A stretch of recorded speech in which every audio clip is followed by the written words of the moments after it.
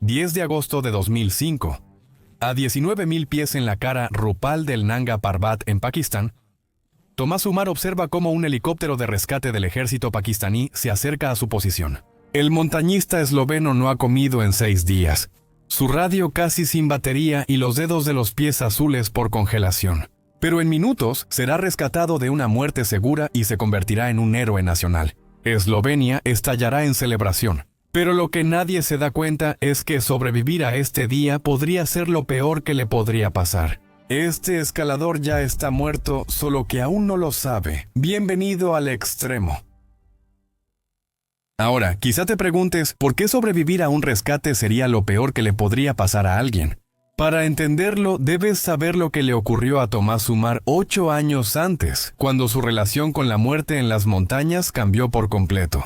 El 31 de octubre de 1997 Umar escalaba la cara oeste del Nuptse, una pared de hielo y roca de 2.400 metros en Nepal. Junto a su amigo Janis Jeglic, ambos alpinistas eran estrellas emergentes entre los escaladores eslovenos.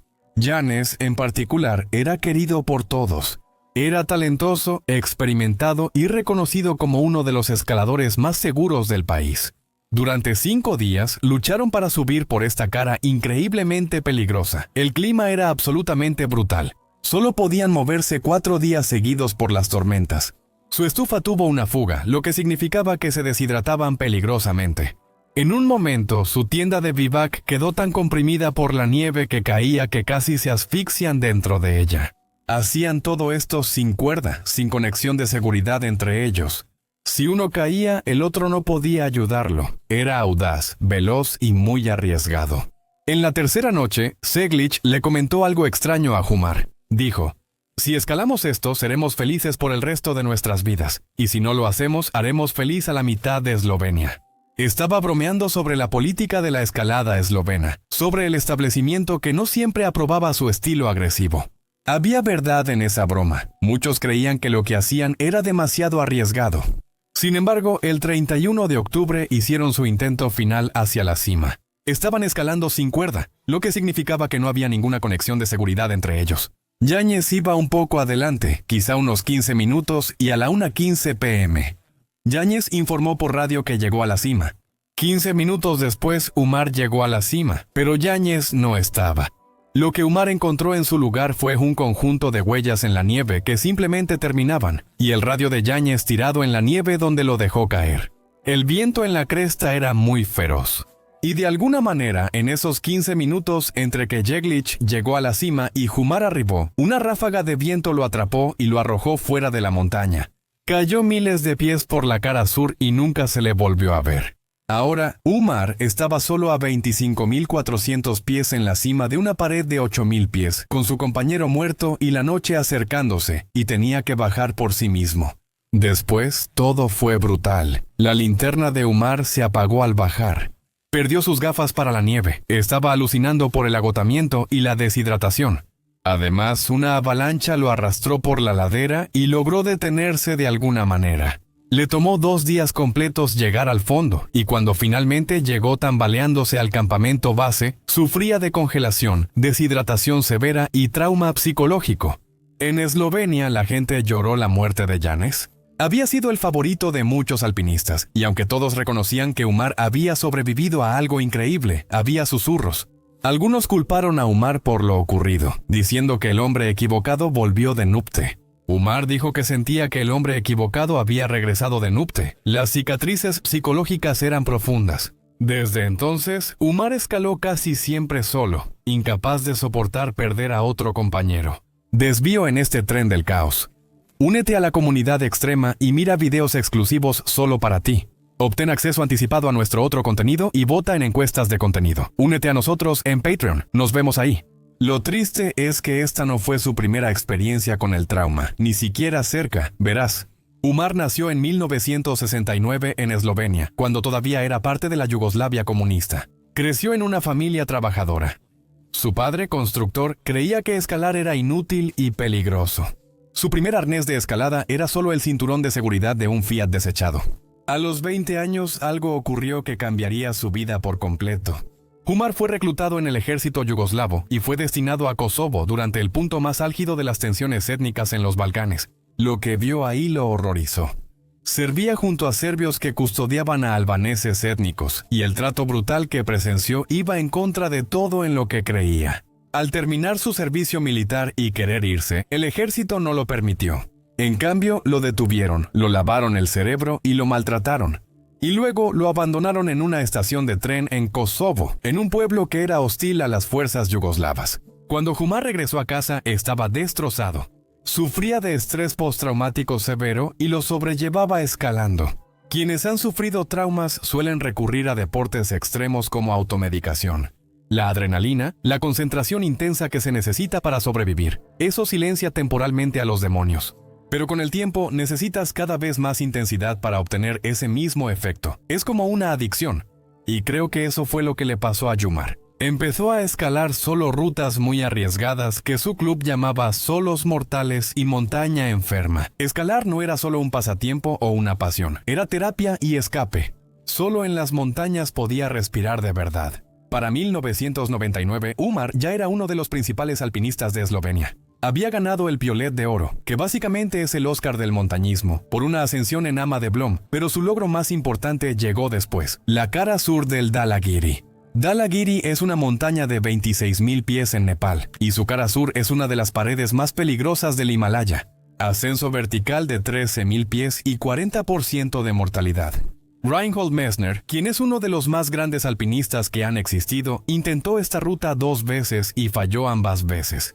Él la llamó imposible, y en octubre de 1999, Umar decidió escalarla solo. Sin apoyo ni compañero, escaló esa pared durante 9 días. Una gran roca golpeó su pierna a 18.700 pies de altura. Por suerte no se rompió, pero pudo haber acabado con todo.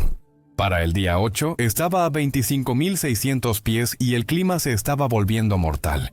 El viento era feroz, el frío era insoportable. Su campamento base le habló por radio.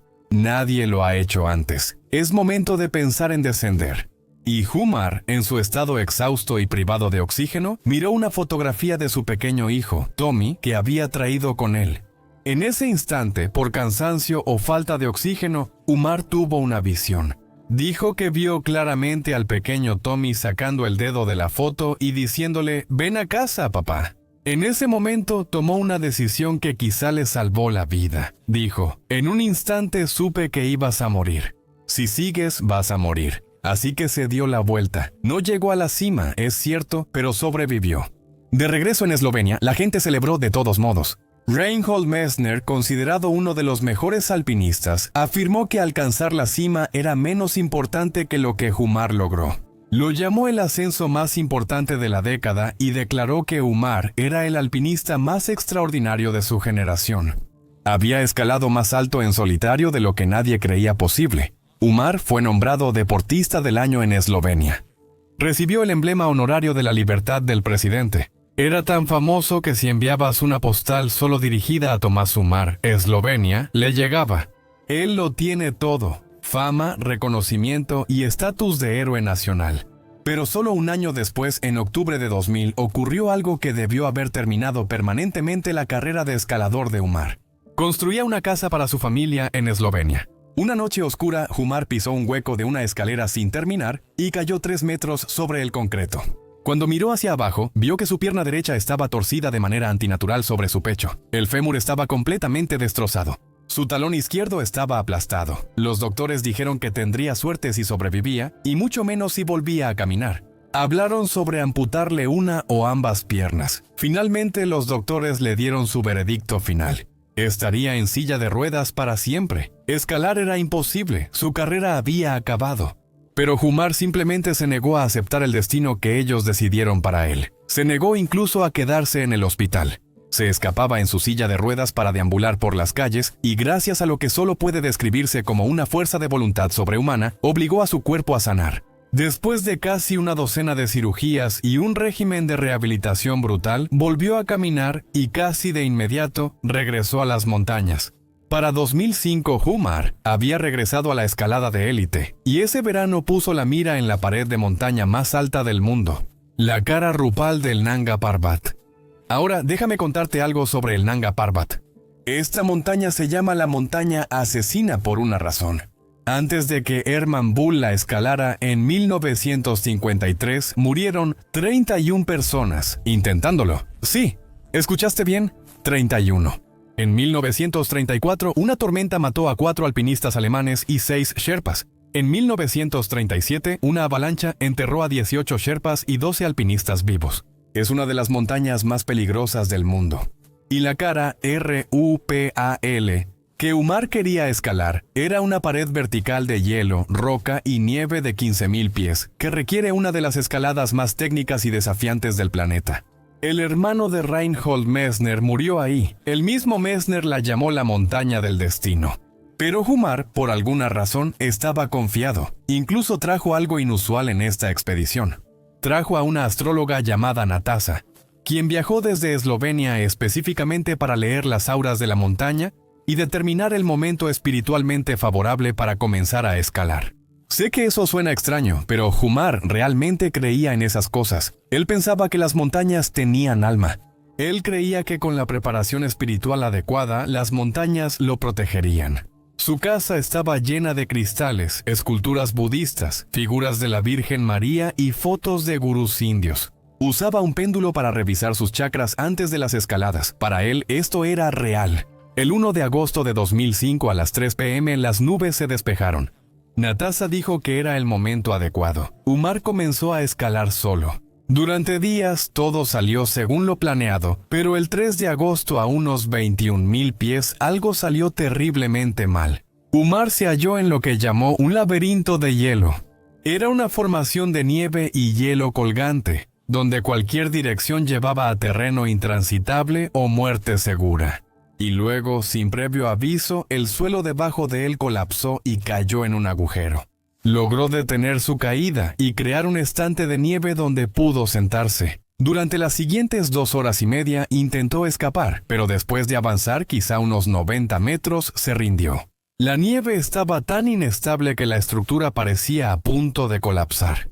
Así que pasó la noche en ese agujero de hielo, recuperándose y tratando de encontrar una manera de salir de la situación en la que se encontraba. Todavía no lo sabía, pero ese angosto agujero de hielo sería su hogar los siguientes 6 días. El 4 de agosto a las 6:46 a.m. La radio de Umar sonó en el campamento base. Su voz era tensa. No puedo moverme hacia arriba, abajo ni a la derecha, solo a la izquierda. A la 1:38 p.m. Volvió a comunicarse por radio. Una caída de rocas le había lesionado el brazo y el cuello. Todo estaba empapado. Tenía dolor constante y necesitaba ayuda urgente. Incluso envió una señal de auxilio Mayday a la embajada de Eslovenia, esperando desesperadamente cualquier tipo de ayuda. Y fue entonces cuando esta historia se convirtió en una crisis internacional. Porque allá en Eslovenia empezó a suceder algo realmente loco. Verás, antes de que Umar siquiera saliera hacia Pakistán, su equipo había creado un sitio web donde planeaban publicar actualizaciones sobre la escalada. Esto fue en 2005. La cobertura en vivo por internet aún no era común, pero la idea era que los eslovenos pudieran conectarse y seguir su progreso. Cuando se supo que Umar estaba atrapado, el sitio web explotó. Su equipo en el campamento base empezó a publicar actualizaciones cada hora sobre su estado, alimentación y batería restante. ¿Dónde estaban los planes de rescate? Todo en tiempo real. El sitio comenzó a caerse. Tuvieron que traer 7 servidores dedicados solo para manejar el tráfico. En una semana hubo 56 millones de visitas. Los eslovenos seguían cada hora en sus televisores y computadoras las actualizaciones sobre este hombre atrapado en una montaña al otro lado del mundo. Hasta los presidentes de ambos países se involucraron personalmente. Esto ya no era solo un rescate, era una cuestión de orgullo nacional y diplomacia internacional. En cuestión de horas, el ministro de Relaciones Exteriores de Eslovenia estaba al teléfono con su homólogo pakistaní. El ministro del Interior de Pakistán contactó a la aviación del ejército. Mientras consultaban a expertos y hacían planes de rescate, Umar luchaba por sobrevivir en condiciones casi inimaginables. Cada 5 minutos, avalanchas retumbaban a su alrededor por ambos lados. La humedad estaba entre el 95 y el 99%, lo que significaba que nada se secaba. Ni su saco de dormir, ni su ropa, ni su equipo. La temperatura estaba entre 14 y 19 grados Fahrenheit, pero la sensación térmica lo hacía mucho peor. Para sobrevivir, Umar tuvo que ser creativo. Secaba sus calcetines poniéndolos bajo las axilas y soplando con su aliento. Cuando su mochila se rompió, la cosió de nuevo usando hilo de cuchillo y sus dientes. Reducía sus latidos y controlaba la respiración con meditación, entrando en un estado especial para manejar el terror puro.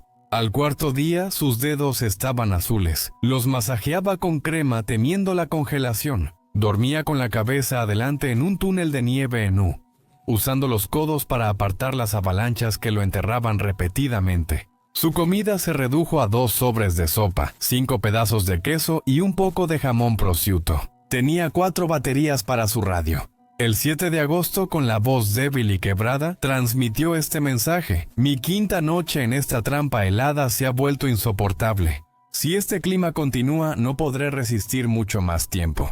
Solo puedo imaginar el terror que debió sentir en esos momentos, sabiendo que cada respiro podía ser el último, preguntándose si alguien llegaría a tiempo para salvarlo. Pero la ayuda ya venía en camino. El ejército de Pakistán tenía un plan, pero era increíblemente arriesgado. En los primeros días tras la señal de auxilio de Umar, el clima impidió todo intento de rescate. Fuertes tormentas y nubes densas cubrían la montaña, pero el 9 de agosto hubo una tregua en el clima. El ejército envió 2 helicópteros Lama SA-315B a la zona.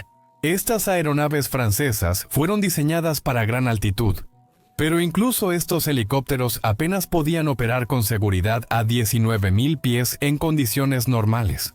Así que los despojaron de todo lo esencial, quitando cualquier cosa innecesaria solo para maximizar la capacidad de elevación. El 9 de agosto intentaron rescatar por primera vez, pero una densa niebla cubría la ladera de la montaña. Umar oía los helicópteros a lo lejos, pero no los veía. Los pilotos volaron lo bastante cerca para localizar a Umar, y concluyeron que el rescate era posible en teoría. Pero necesitaban un clima perfecto, un momento perfecto y una ejecución perfecta. Un solo error y todos morirían. En la mañana del 10 de agosto, a pesar del clima incierto y de que las nubes aún ocultaban la posición de Umar, los pilotos teniente coronel Rashid Ulabaik y mayor Khalid Amir Rana tomaron su decisión. Iban a hacerlo a las 5:45 am. Habían llegado a la cara de la montaña y divisaron a Umar aferrado a su estrecha cresta de nieve. Lo que pasó después fue una de las maniobras de vuelo más impresionantes que he oído. Los pilotos se acercaron en ángulo, flotando con Umar a su posición de las 9. Aquí es donde se vuelve aterrador. Los helicópteros tienen un medidor que indica la potencia usada. Al nivel del mar, puedes flotar usando 60-70% de tu potencia. Pero a 19.000 pies donde el aire es tan delgado, ese medidor marcaba 98%. Eso significa que estaban usando casi toda la potencia que tenía el helicóptero solo para mantenerse en el aire. Apenas les quedaba suficiente para levantar 150 libras, más o menos lo que pesa una mochila. Las aspas del rotor giraban a centímetros de la pared de roca. Si una ráfaga de viento los hubiera golpeado mal o el piloto cometía un mínimo error, las aspas chocarían contra la montaña y todos morirían. De inmediato, lanzaron una cuerda con un asiento improvisado hacia Umar. Él extendió la mano y la tomó, pero algo salió mal. Verás, en todo el caos, Umar olvidó desenganchar su ancla de seguridad del tornillo de hielo que había colocado en la pared.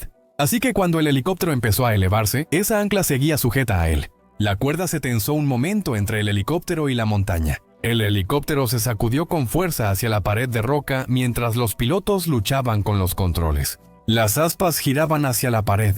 En ese momento, todos en el campamento base creyeron que el helicóptero se estrellaría contra la montaña con Umar aún atado. El tornillo de hielo se desprendió de la pared y el helicóptero retrocedió alejándose. La habilidad de Bayik lo sostuvo en el aire. Durante 10 minutos, Thomas Umar quedó colgado de una cuerda bajo el helicóptero mientras volaban al campamento base. Cuando finalmente lo bajaron al suelo en el campamento base, los médicos examinaron de inmediato a Thomas. Tenía algo de congelación en manos y piernas, estaba exhausto y no había comido en días, pero estaba a salvo. No tenía heridas graves. Bueno, al menos no nuevas. Eslovenia estalló en celebración. Pilotos pakistaníes obtuvieron el máximo honor militar de Eslovenia por su valentía. Muchos eslovenos pidieron a Umar postularse para presidente. Probablemente habría ganado, dijo Reinhold Messner. Tomás Umar es uno de los mejores y más duros alpinistas, y tendrá éxito. Parecía un milagro, pero no todos lo vieron de esa manera. Algunos miembros de la comunidad internacional de escaladores respondieron de manera muy diferente al rescate de Umar. Un destacado escalador estadounidense escribió: "Ahora, cualquier persona mal preparada y desafortunada, cuya habilidad no esté a la altura de sus ambiciones en el Himalaya, puede usar la radio, pedir ayuda y esperar que llegue la caballería a salvar el día". Algunos escaladores pensaban que Umar no era un alpinista innovador, sino un estafador que solo competía sin tomar decisiones sensatas. Un mes después del rescate de Umar, Steve House y otro escalador estadounidense llamado Vince Anderson escalaron la cara de RuPaul en lo que muchos vieron como una reprimenda deliberada. Lo hicieron en un estilo alpino ejemplar y ligero. Sin cobertura, actualizaciones, rescate, solo un ascenso limpio y rápido. Eso hizo que la muy publicitada prueba de Umar pareciera un circo. La crítica le dolió profundamente, y quizá eso fue lo que llevó a lo que sucedió después. Porque Umar no dejó de tomar riesgos extremos, en vez de eso simplemente dejó de publicitarlos. Por ejemplo, en 2007 hizo el primer ascenso en solitario de la cara sur del Annapurna, una de las paredes más peligrosas del mundo.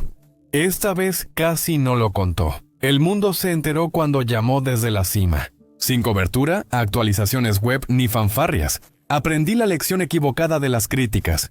No estaba escalando de manera más segura, solo estaba escalando de manera más secreta.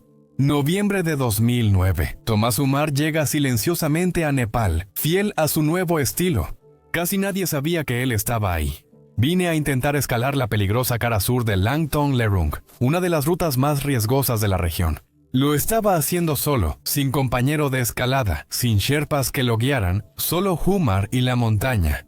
Ahora puede que no hayas oído hablar de Langtong Lerung. No es el Everest ni figura entre las 50 montañas más altas del mundo, con 23.711 pies de altura.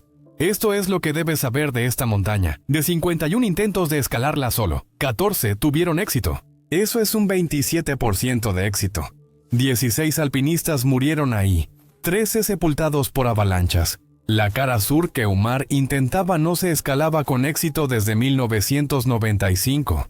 El plan de Umar era simple: escalar la cara sur en estilo alpino, rápido y ligero, llevando el equipo mínimo. Montar campamentos al avanzar, alcanzar la cima y bajar. Probarse a sí mismo y al mundo que seguía siendo de los mejores alpinistas vivos. Pero esta vez sin el circo mediático que había rodeado al Nanga Parbat. El 5 de noviembre de 2009, Umar partió del campamento base y comenzó el ascenso. En el campamento base, solo su cocinero, Jagat Limbu, permaneció monitoreando sus llamadas por radio. Durante 2 días, Umar avanzaba constantemente hacia arriba. El 7 de noviembre llegó a 20.000 pies y estableció un vivac en una cresta. Todo salía según lo planeado. El clima era bueno. La escalada fue difícil pero manejable, y el clima, aunque no perfecto, se mantuvo estable. El 9 de noviembre, a aproximadamente 20.700 pies, Umar tomó una decisión. Le habló por radio a Jagat en el campamento base, y sus palabras lo dicen todo. Estoy aquí, no es posible, voy a bajar. Estaba descendiendo, había notado las señales, el clima cambiaba, la dificultad y los riesgos aumentaban. Y tomó la decisión correcta. Igual que en Dhaulagiri en 1999, cuando vio la foto de su hijo y decidió regresar, tal como había aprendido a hacerlo, estaba bajando. Algo pasó en ese descenso, no sé exactamente cuándo ocurrió. Sabemos que cuando le habló por radio a Jagat ese día, su voz transmitió información que le heló la sangre. Tuvo un accidente. Sufrió fracturas en una pierna, la espalda y costillas. Probablemente debió haberse caído durante el descenso. Resbaló en el hielo, perdió el apoyo del pie, nunca lo sabremos. A 20.700 pies en una cara de la montaña sin escalar en 14 años, esas lesiones fueron catastróficas. Umar enfrentaba una realidad que había evitado desde 2005. Esta vez no habría milagro. No hay crisis internacional, ni presidentes haciendo llamadas telefónicas, ni 56 millones de personas viendo en línea. Solo un hombre, solo en una montaña, muriendo. Solo imagino lo que pasaba por la mente de Umar en esos momentos. ¿Pensó en Nanga Parbat cuando los helicópteros lo salvaron? ¿Pensó en sus hijos? Notó al final que las montañas en las que creía con alma no lo amaban de regreso. Increíblemente, sí. Umar sobrevivió esa noche, y en la mañana del 10 de noviembre reunió suficiente fuerza para hacer una última llamada por radio a Jagat Limbu. Su voz era tan débil que Jagat tuvo que esforzarse para escucharlo. Umar solo alcanzó a decir unas palabras antes de que la transmisión acabara. Yagat, esta es mi última. Y luego, silencio. La línea se cortó. Thomas Umar nunca volvió a transmitir. Durante 4 días, los equipos de rescate buscaron desesperadamente. El 10 de noviembre, un helicóptero voló sobre la cara sur sin ver nada. El clima era demasiado malo, la visibilidad demasiado limitada. Un equipo fuerte de Sherpas se desplegó de inmediato, trabajando tan rápido como humanamente posible, fijando cuerdas y subiendo casi 500 metros hacia donde Umar dijo que estaba. Pero no pudieron encontrarlo, él no estaba ahí. El 12 y 13 de noviembre, el mal clima, la fuerte nevada y el peligro de avalanchas hicieron que cualquier intento de rescate adicional fuera imposible. Un equipo suizo de Air Zermatt voló a Katmandú para una misión de rescate. Solo podían esperar que el clima mejorara y rezar por encontrarlo vivo.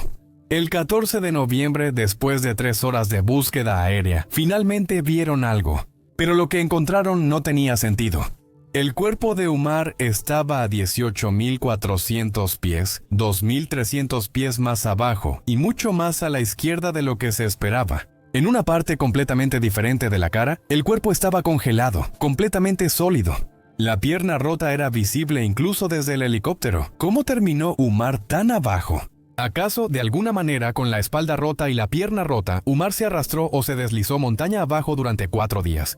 ¿Tratando de llegar a una altitud baja para ser rescatado por helicópteros?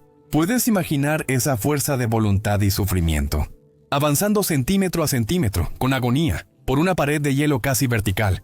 Con huesos rotos, consciente de que mueres, pero negándote a rendirte. El terreno empinado y rocoso donde lo hallaron hace que parezca casi imposible. Hablamos de un hombre que volvió a caminar pese a que los doctores dijeron que estaría en silla de ruedas para siempre.